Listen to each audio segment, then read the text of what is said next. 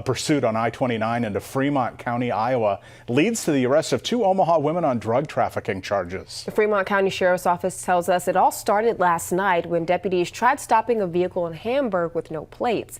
The driver refused and led deputies on a chase northbound on I-29, at times reaching speeds of more than 100 miles per hour.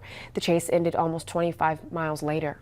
The driver, Chelsi Rogers, and her passenger, Amber Walker, both from Omaha, were arrested. Deputies say they recovered more than 2 pounds of meth that had been allegedly discarded from the vehicle.